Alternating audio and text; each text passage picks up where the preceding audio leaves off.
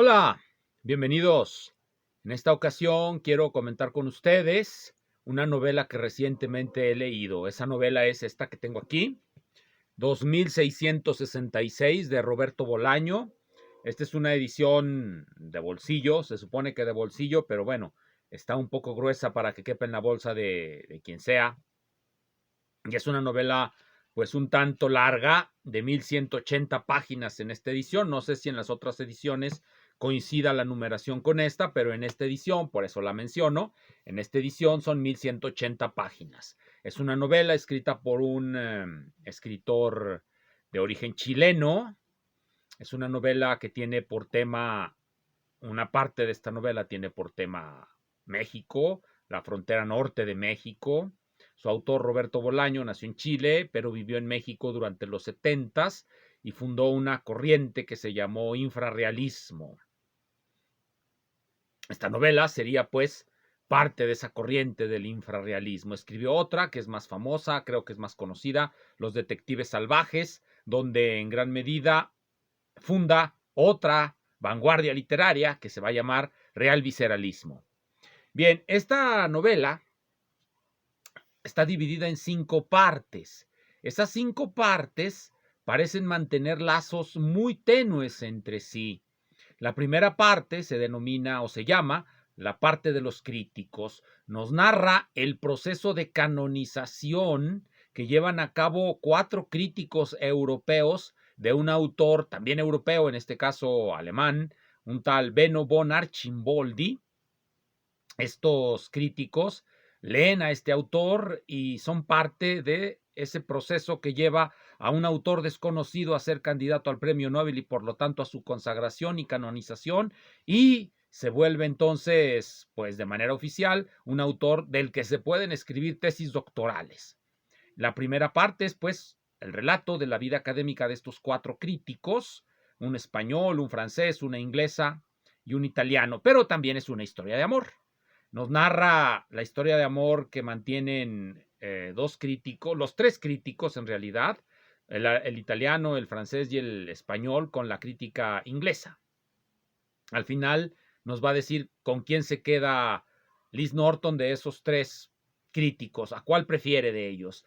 Sería quizá un error decir con cuál, porque eso es parte de lo que le da un cierto sentido a esa primera parte, o algo que aparece allí en la figura de Benno von Archimboldi, o que a través de la figura de Benno von Archimboldi se hace presente en la primera parte, es el norte de México. Los críticos, 3 de ellos, viajan al norte de México, a un lugar llamado Santa Teresa, que es un lugar ficticio. Bueno, pues es una novela ficticia. Todo lo que hay en una novela es ficticio.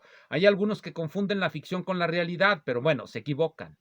En esta novela hay un lugar llamado Santa Teresa en México, en el norte de México, y ahí es a donde van estos 3 críticos a buscar a ese autor que ellos contribuyeron a canonizar, a Archimboldi. No lo encuentran, por supuesto. Quizá sea esa una de las cosas más interesantes de esta primera novela. No lo encuentran. De esta primera parte de la novela, no lo encuentran. Encuentran, eso sí, a un profesor chileno, de apellido Amalfitano, que será el protagonista de la siguiente parte de la novela. La siguiente parte de la novela, que se llama La parte de Amalfitano, nos narra pues la vida de este señor, de la esposa que tuvo, vivió en Barcelona, se casó con una española, esa española se enamoró de un poeta homosexual que al parecer no lo era, se murió de sida, vivió entre las drogas, tuvo una hija con el escritor chileno, con el profesor chileno, ese profesor chileno se fue a vivir a Santa Teresa y se llevó a su hija. Y, por cierto, por algún motivo, Bolaño coloca aquí en esta novela a un autor, a un escritor español, Rafael Dieste, me parece que se apellida Dieste, que escribió varios tratados de geometría. Y en cierto sentido hay una burla que a mí me pareció ridícula a la geometría. Que la geometría se airee como formando uno de esos montajes que hacía Duchamp. Amalfitano hace un montaje en el estilo de Duchamp, al libro de Dieste, Nuevos Fundamentos de la Geometría, creo que se llama así, o Testamento Geométrico, se llama Testamento Geométrico de Rafael Dieste. Amalfitano lo amarra de un hilo, y lo coloca en una ventana, en algún lugar que cuelgue y que le dé el aire, y dice, para que se impregne de realidad. Bueno, en un tratado de geometría hay más realidad que en una novela. Hay más realidad en esa última obra de Dieste que en toda su poesía. Pero bueno, cada quien se burla de lo que no comprende. Está bien, yo me burlo de lo que no comprendo, como las obras de Nietzsche o las de Cioran. Bien, eso es lo que más o menos va a esa segunda parte. Nos presenta a la hija de Amalfitano, Rosa Amalfitano, que será protagonista de la tercera parte de la novela, la parte de Fate. Fate es un negro de Estados Unidos que es un reportero y que pues es de izquierda. Entrevista a ex panteras negras o a todo tipo de radicales de izquierda de Estados Unidos y en algún momento lo mandan a hacer un reportaje sobre un boxeador, un boxeo, un encuentro de boxeo que va a tener lugar en Santa Teresa, en donde un mexicano se va a enfrentar a un estadounidense y por supuesto va a ganar el estadounidense, el cliché normal de todo esto. Entonces, y lo hace pedazos. El negro norteamericano hace pedazos al mexicano, cual suele ser el caso. Algunos encontrarán eso un tanto quizá delirante, un tanto quizá una ofensa para el deporte nacional, pero para otros nos parecerá pues lo normal. Los boxeadores mexicanos, sobre todo si son pesos pesados, son malos, muy malos. Ahí lo describe, nos narra la historia de otro peso pesado mexicano, que era también un fiasco. Esa es la parte de Fate. Fate conoce a Rosa Amalfitano y se entera de los crímenes que hay en Santa Teresa. En la primera parte, la parte de los críticos, solamente uno de ellos, Morini, de manera lejana se lo lee en un periódico que hay muchos crímenes en Santa Teresa. Los otros llegan y le dan poca importancia o no es muy importante para ellos. Para ellos más importante la búsqueda de Archimboldi. Ya platiqué del señor Amalfitano. Su hija es elemento clave de la tercera parte. Fate la conoce cuando va al boxeo. Esa señorita Rosa Amalfitano es amiga de gente que, bueno, parece ser que está inmiscuida en los crímenes de Santa Teresa. Hasta ahí solamente nos enteramos que hay crímenes que serán el tema de la cuarta parte. Entonces, llega a tal punto la paranoia en la que cae el papá de Rosa Amalfitano que le solicita a Fate que se la lleve. Pero Fate lo que hace es, bueno, sí se la lleva.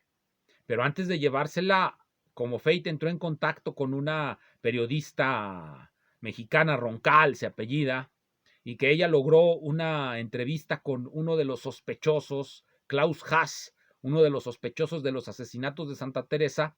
Esa tercera parte culmina cuando Fate y Roncal se enfrentan a Haas. Ahí nos dejan. La cuarta parte, la parte de los crímenes, pues nos va a describir de manera, pues, como diríamos, utilizando una técnica al estilo John Dos Pasos. Parecería que coloca los recortes de los periódicos y nos da pequeñas fichas de todas las mujeres muertas. Poca cosa hay más en esa parte que la acumulación de muertas, de notas de periódico, como si estuviéramos recortando el periódico, como estos que tengo aquí, recortes de periódico. Imagínense toda la pared llena de muertas, 133 me parece. Y esa es la tercera parte. Dice esta señora que tengo aquí, Fabienne Bradou, en este libro que se llama Los escritores salvajes, un título que nos recuerda a los detectives salvajes. El primer artículo de este libro de artículos sobre Roberto Bolaño no nos dice mucho, pero nos da una idea de los prejuicios que tienen los lectores. Nos dice esto: Roberto Bolaño sabía perfectamente lo que perseguía en la repetición aparente de los relatos de las muertas a través de la acumulación de los casos. Quería provocar el asco en sus lectores, un horror muy fisiológico y ya no tanto simbólico, estético o ético. Y lo que percibimos como tedio quizá no sea sino una manera de nuestra propia cobardía. Se habla mucho de la representación del mal en esa novela de Roberto Bolaño. Quizá en esta cuarta parte sea donde uno puede encontrar los argumentos para ese parloteo incesante acerca del mal en la literatura. El mal en la literatura, nos dice la misma autora en el mismo libro, página 25, cuando la literatura se limita a consignar una realidad excesiva. No, la literatura no consigna realidades excesivas. La literatura es pura ficción, no realidad. Si fuera realidad, serían lo que dije hace un momento, la novela de Bolaños aparte, serían recortes de periódico y lo que tendríamos sería un álbum noticioso, nada más, no literatura. Pero bueno, así hacen ellos esto. Dice, cuando la literatura se limita a consignar una realidad excesiva, monstruosamente excesiva, resulta increíble para el lector, incluso cuando la literatura se queda por debajo de la realidad, como en el caso de las mujeres asesinadas de Roberto Bolaño. El lector no deja de percibirla como una exageración, como si la literatura siempre fuera un artificio, mientras, en rigor, la realidad es la que rebasa a la ficción. La realidad no rebasa a la ficción, porque la ficción es muy aparte de la realidad. Son cosas diferentes. Pero bueno, a veces creemos encontrar analogías y a través de las analogías, y esto es lo que me va a resultar base para lo que voy a comentar a continuación, hacen una analogía, lo que aparece en la novela de Bolaño se parece a lo que aparece en la realidad. Hay un cierto parecido, un símil. Entonces se establece una analogía y se dice, la realidad, la que aparece en los periódicos, porque nadie nunca jamás ha visto ni verá esa enorme acumulación de mujeres, excepto en la acumulación de notas periodísticas. Y por otro lado tenemos la literatura, lo que aparece en la literatura. Lo que aparece en la literatura, en la novela esta de Bolaño, es un recuento de crímenes, muchos crímenes cuyo origen parece no encontrarse por ningún lado. Nadie sabe de dónde, quién las mata. Aunque a continuación voy a dar una teoría de lo que me parece que dice Bolaño ahí. Pero vean, es una analogía. Quiero que primero quede claro, es una analogía. Parten de algo que observan y encuentran similitudes con otra cosa. Eso es una analogía. La analogía nos permite pasar de algo que conocemos a algo desconocido. Suponemos que esto que conocemos es análogo a otra cosa y proyectamos los mecanismos a través de la analogía. Y de esa manera quizá podamos encontrar una explicación. Ellos creen que es excesiva, su analogía es siempre, la realidad siempre será superior a la ficción. Esa es su gran explicación, que no explica pues nada, no nos dice nada, no objetiva lo racional, la racionalidad que pueda haber detrás de esta novela. Tenemos finalmente el último capítulo, el capítulo 5, la parte de Archimboldi después de los crímenes, donde, y esta me parece la parte más entretenida de toda la novela, donde a pesar de las muchas digresiones que en ocasiones parecerían no tener ninguna finalidad dentro de la economía de este universo ficticio de Bolaño, pues resultan entretenidas. Pues nos está platicando de Archimboldi. Archimboldi era el niño alga. Archimboldi es un soldado, se encontró con los manotretos de un cierto judío que se encontró en una pared cuando andaba de soldado nazi, los leyó, nos platican esa historia. Esa es la historia quizá más interesante que hay en todo esto, la historia del escritor de ciencia ficción ruso que termina muerto porque sus novelas logran desenmascarar al régimen ruso, y se vuelve un héroe que llega a ser héroe precisamente porque esas novelas que le copió a otro, llegan a desenmascarar la tontería del régimen ruso. Bueno, esa es la literatura, desenmascara tanta cosa. Es la libertad en sí, la literatura es una forma de la libertad. Bien, vamos a la analogía. Cuando uno va leyendo la cuarta parte, la parte de los crímenes, que a veces yo diré la parte de las muertas, porque se me olvida que es crímenes, que Bolaño encubre la idea de que son un montón de muertas y pone los crímenes. A veces quizá yo diga la parte de las muertas, porque es más descriptivo de lo que vemos ahí. Son crímenes, pero lo que nos interesa son las muertas. Cuando nosotros vamos leyendo esa descripción, un crimen tras otro, empieza a surgir una teoría, al menos en los que nos gusta la estadística, de pronto recordamos aquel argumento del diseño. El argumento del diseño nos dice, detrás de la naturaleza hay un Dios.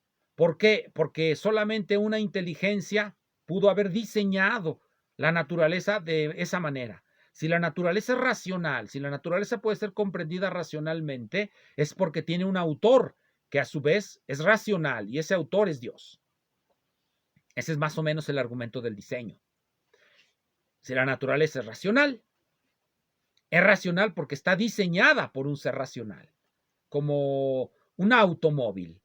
Cuando alguien nos encontramos con un automóvil, no podemos creer que eso sea el resultado de algo, del proceso de la evolución biológica o del azar o de qué sé yo. No nos imaginamos eso, aunque hay teorías que nos dicen que sí es el azar. Pero aquí quiero esbozar el argumento del diseño, aunque sea de una manera fragmentaria y quizá no muy coherente. Vemos un automóvil, al ver ese automóvil armado como está armado, llegamos a la conclusión que ese ensamblaje de piezas no se pudo dar de manera azarosa, aleatoria. Hay un patrón racional, un diseño racional, y eso nos indica que tiene un autor. Bien, eso es lo que vemos eso es lo que podemos percibir que está ocurriendo con esas asesinadas, con esas muertas en la novela de Bolaño.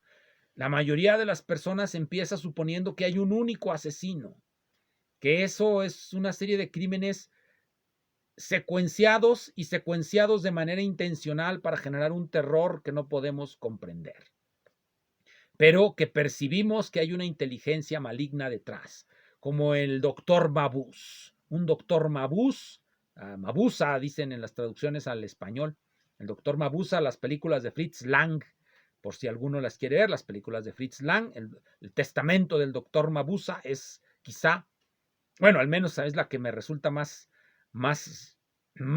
perfecta de las obras de Lang respecto al doctor Mabusa. Bien, entonces hay un cerebro criminal, esa es la primera hipótesis, pero leyendo la novela de Bolaño nos damos cuenta que quizá no hay ningún cerebro criminal detrás de los asesinatos que se describen en la novela. ¿Por qué? Porque lo que parece responder a una consigna desde las sombras, digamos la hipótesis de que hay una secta de asesinos, esa hipótesis puede explicar algunas cosas, pero también aparecen crímenes que sí son resueltos y que son achacados, también aparecen en el desierto, también aparecen mutiladas, etcétera, siguiendo un supuesto patrón. También aparecen crímenes que son resueltos y que son crímenes machistas. Un señor celoso la asesinó a la mujer porque tenía celos, otro señor la asesinó porque la embarazó y no quería mantenerla, y así se van acumulando todos los crímenes, pero lo que parece en principio responder a una intencionalidad, a un diseño, al final parece desbordarse, y lo que Bolaño parece decirnos es que, o al menos lo que uno puede leer de eso, es que no hay realmente una solución a esos crímenes. Es una sociedad en la que empezó alguien, algo, o quizás hasta un ovni, empezó a asesinar mujeres, y después todo mundo se le fue juntando, generando una avalancha enorme en la que no hay autores, hay muchos autores, todos somos los autores, todos las matamos. Esa sería más o menos una primera conclusión, provisional como todo. La segunda es que hay una analogía que se establece entre la cuarta y la quinta parte. ¿Cuál es la analogía? El régimen nazi. Archimboldi en sus muchos viajes conoce a mucha gente y nos va describiendo campos de concentración, campos donde acaban y encuentran cadáveres y más cadáveres. Por supuesto, hay una diferencia, y es la diferencia que ya tracé con lo primero que acabo de decir. El asesinato de los judíos en Europa sí respondió a un diseño racional que fue establecido desde el Estado.